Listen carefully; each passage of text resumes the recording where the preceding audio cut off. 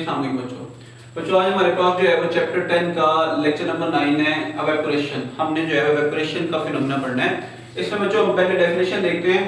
It is a natural process by which a liquid changes into a gas at its surface without boiling. ये एक कुदरती अमल है जिसमें एक लिक्विड गैस में कन्वर्ट हो जाता है और उसको गैस में कन्वर्ट होने के लिए किसी किस्म के टेम्परेचर की जरूरत नहीं होती, बॉयल नहीं करना पड़ता हमें, वो खुद ब खुद जो है वो लिक्विड जो है वो गैस में कन्वर्ट हो जाता है। अब हम देखते हैं बच्चों ये काम कैसे करता है, हाउ इट वर्क्स।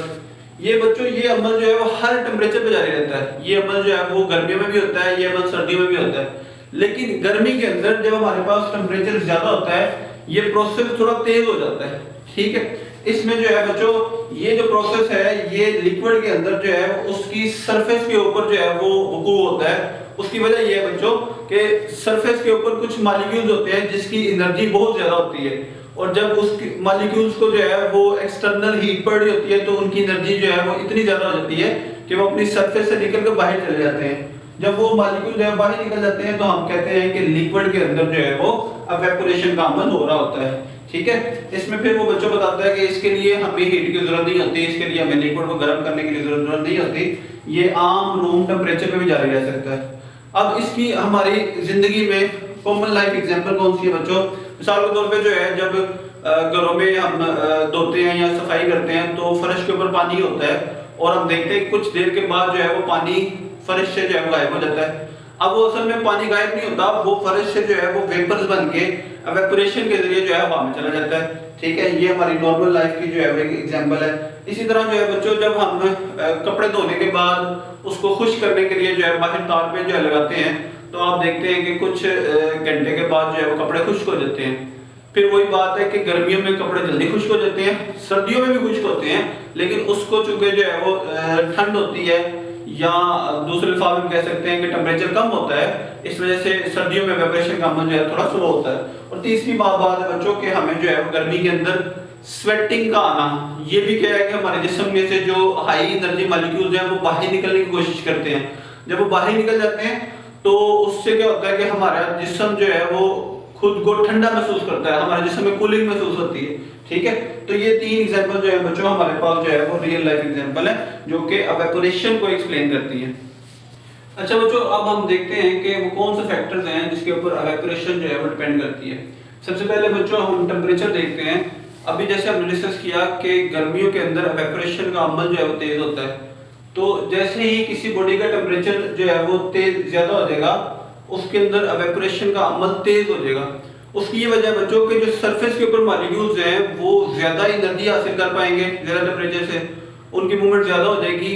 जैसे ही जो है टेम्परेचर बढ़ेगा उनकी मूवमेंट ज्यादा होने से उनके दरमियान इंटरमॉलिक्यूलर फोर्सेस जो है वो कमजोर हो जाएंगी और इस तरीके से जो है वो हवा में एस्केप हो जाएंगे, हवा में निकल जाएंगे एज वेपर्स, गैस के मॉलिक्यूल्स बन के, ठीक है। तो इसका मतलब बच्चों के टेम्परेचर बढ़ाएंगे तो उससे जो है एवेपोरेशन का अमल जो है वो तेज हो जाएगा, पहला फैक्टर। दूसरा फैक्टर बच्चों सरफेस एरिया। सरफेस एरिया का भी जो है बच्चों टेम्परेचर की तरह एक इसका डायरेक्ट रिलेशन है कि जितना ज्यादा सरफेस एरिया होगा उतना ज्यादा जो है वो लिक्विड के मॉलिक्यूल सरफेस के ऊपर ज्यादा एक्सपोज होंगे।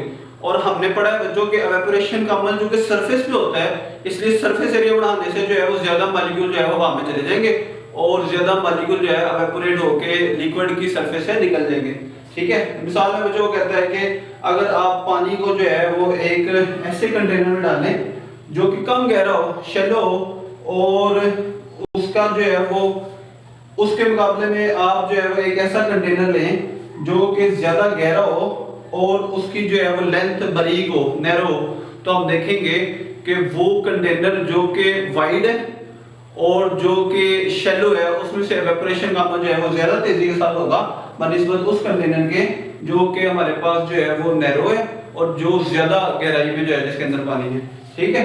तो सरफेस एरिया का बच्चों ये हमारे पास एवेपोरेशन का इफेक्ट है। सरफेस एरिया ज्यादा होगा तो एवेपोरेशन का अमल जो है वो तेज होगा। अच्छा बच्चों हमारे पास थर्ड पॉइंट है एयर मूवमेंट। अगर हमारे पास एयर की स्पीड जहां पे एवेपोरेशन का अमल हो रहा है वो ज्यादा होगी तो उससे ये होगा बच्चों कि वो मॉलिक्यूल जो पहले से हवा में चले गए हैं एयर उनको साथ अपने उठा के जो है वो ले जाएगी, उससे जो लिक्विड का मॉलिक्यूल है उसको जगह मिल जाएगी कि वो मजीद लिक्विड की सरफेस से जो है बाहर आ जाए, ठीक है। तो आपके बुक में बच्चों लिखा है कि wind air movement helps to carry away vapours molecule from the surface, surface से मॉलिक्यूल्स को उठा के ले जाने में जो है वो हवा अहम किरदार अदा करती है। इससे क्या फायदा होता है बच्चों, इससे हमें ये फायदा होता है कि this prevents saturation of liquid and allows more molecules to evaporate. इससे ये फायदा होता है बच्चों कि लिक्विड की सरफेस के ऊपर सैचुरेशन नहीं होती, बहुत ज्यादा मॉलिक्यूल जमा नहीं हो जाते, नीचे से आने वाले मॉलिक्यूल को जो है वो रास्ता मिल जाता है ताकि वो मजीद इवेपोरेट हो सके। ठीक है, तो ये हमारे पास बच्चों इसका थर्ड फैक्टर है। सिमिलर लाइंस के ऊपर बच्चों इस ह्यूमिडिटी ऑफ सराउंडिंग एयर, इसका भी वही मतलब है जो अभी हमने इस जो है वो हेडिंग के अंदर पढ़ा। इसमें बच्चों कह रहा है कि अगर हवा में ह्यूमिडिटी होगी, हवा पहले ही लिक्विड से भरी हुई होगी, तो जो जिस लिक्विड की हमने इवेपोरेशन करवानी है वो इवेपोरेट नहीं होगा, क्योंकि जो है वो लिक्विड ने इवेपोरेट होकर हवा में जाना है और हवा पहले ही ह्यूमिडिटी से जो है भरी हुई है। तो कहता है बच्चों if the air is already full of moisture, यानी कि उसकी ह्यूमिडिटी पहले ज्यादा है, तो इवेपोरेशन का अमल जो है वो स्लो डाउन हो जाएगा। और इसके मुकाबले में ऐसी एयर जो कि ड्राई है, उसमें जो है वो इवेपोरेशन का अमल जो है वो तेजी के साथ होगा। हवा में जो है वो लिक्विड के मॉलिक्यूल ना होने के बराबर है ड्राई एयर में, तो लिक्विड से जो है वो पानी निकल के जो है वो आसानी के साथ हवा में चला जाएगा। अच्छा बच्चों हमारे पास कौन सा फैक्टर है, नेचर ऑफ द लिक्विड।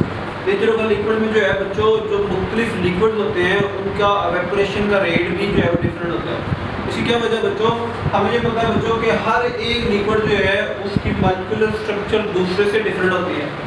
जैसे वाटर के मॉलिक्यूल के अंदर हाइड्रोजन बॉन्डिंग होती है, उसके मॉलिक्यूल जो है एक दूसरे के साथ इंतहाई मजबूती के साथ जुड़े होते हैं।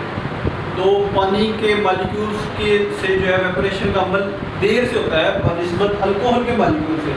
अल्कोहल के मॉलिक्यूल जो है वो पानी की निस्बत तेजी के साथ जो है वो चले जाते हैं, क्योंकि अल्कोहल में जो बॉन्डिंग होती है वो पानी की निस्बत जो है कमजोर होती है। ठीक है, तो इसमें जो है हमारे पास नेचर ऑफ द लिक्विड का भी बड़ा इफेक्ट है इवेपोरेशन के अंदर। और बच्चों हमारे पास आखिरी पॉइंट है प्रेशर। प्रेशर जो है वो अगर हमारे पास एक लिक्विड एटमॉस्फेरिक प्रेशर पे पड़ा हुआ है और वो प्रेशर जो है वो बनिस्बत किसी दूसरे प्रेशर के कम है, तो उससे क्या होगा कि जो एयर प्रेशर ऊपर से एक्सर्ट हो रहा है लिक्विड के ऊपर वो कम होगा बनिस्बत एक ऐसे लिक्विड के ऊपर जहाँ पे हमने एक्स्ट्रा प्रेशर लगाया हुआ है। एक्स्ट्रा प्रेशर का मतलब है कि उस लिक्विड के ऊपर से एक्स्ट्रा फोर्स लग रही है जो उसको पानी के सरफेस से बाहर नहीं निकलने दे रही। अगर लिक्विड के ऊपर प्रेशर कम होगा तो लिक्विड मॉलिक्यूल जो है वो आसानी से जो है वो आगे चले जाएंगे। तो lower atmospheric pressure enhance evaporation, evaporation का अमल जो है बच्चों तेज होगा। और इससे इसका मतलब ये है बच्चों कि फोर्स जो है less force pushing down, molecules को नीचे की तरफ लगाने वाली फोर्स जो है वो कम होगी। तो ये बच्चों हमारे पास जो है ये टॉपिक है जिसके अंदर जो है हमने इसके 6 फैक्टर्स पढ़े हैं जो कि इवेपोरेशन के अमल को जो है वो इफेक्ट करते हैं।